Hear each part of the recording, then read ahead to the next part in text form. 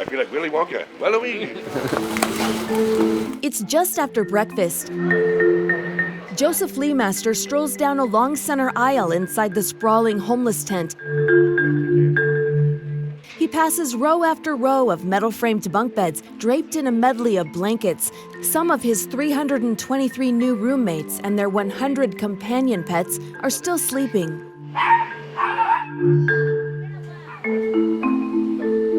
Leemaster, like most here, comes from years of surviving on the streets, lugging belongings in a cart, struggling with mental illness and despair.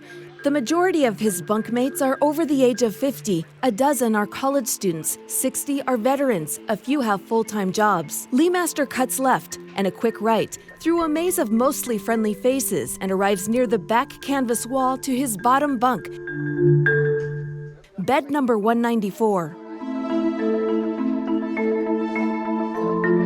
It's about the first time in 20 years the 49-year-old has had the comfort of a mattress and a daily shower. They feed you here. They take care of you here. They make sure nobody bullies you. There's also on-site medical care, addiction treatment, and counseling. And life's about to get even better for Leemaster, who grew up in foster care. He's moving into permanent supportive housing. I believe it's like winning the lottery.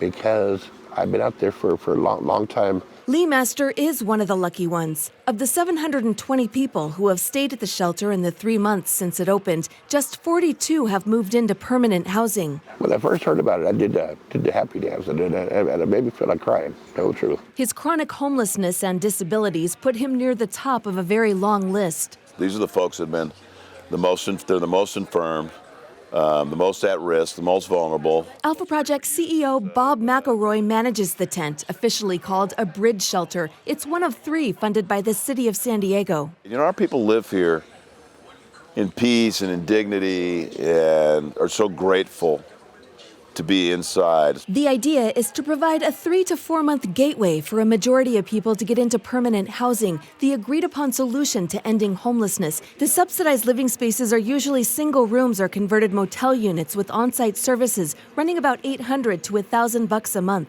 This is another heartbreaker because everybody's asking, their expectations to get housed. Everyone here. They can't wait. Bob, when am I going to get my house? Bob, when am I going to get my house? It's a question he says he can't answer. There isn't enough, and everybody knows that. So we have to be flexible enough to say that the expectation is that we're not going to be able to house everyone.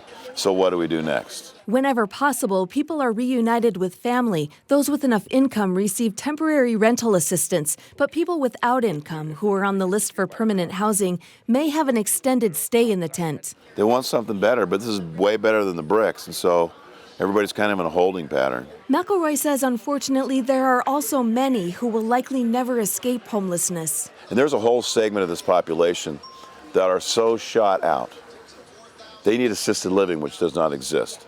They're so mentally ill. But he says his team never gives up trying to help. It's cool to be able to sit down with some of these people and actually see where they're coming from and what they're going through. Housing navigator Kyle Biggs works with the team inside the tent to strategically match people to service providers or landlords when a permanent unit does become available. But we also don't want to just place them in housing and have it not work out. We don't want to enter that revolving door cycle. Clients with histories of evictions, bad credit, or a prior criminal offense can be a challenge. Everybody goes through tough times. So it's really cool to be able to give a hand up and help out. He works with 10 people at a time in the long and rigorous process. Hope is huge. I try to keep them motivated. I try to keep them busy. Joseph Leemaster is having a hard time realizing he'll soon have a place of his own. I know it's going to happen, but I don't think I'll believe it until I can be there on the floor and spinning around in circles. He plans to do everything he can to make it his entry door to a new beginning.